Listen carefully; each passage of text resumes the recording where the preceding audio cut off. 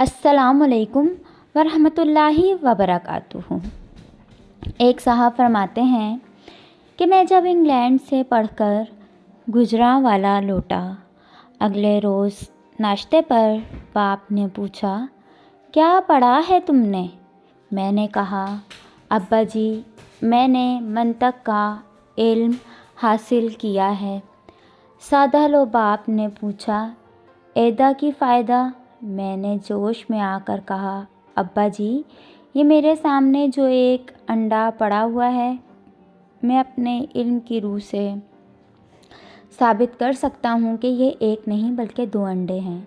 इसके बाद मैंने दलाइल के अंबार लगा दिए और फिर बात ख़त्म करके बाप को फ़ख्रिया नज़रों से देखने लगा।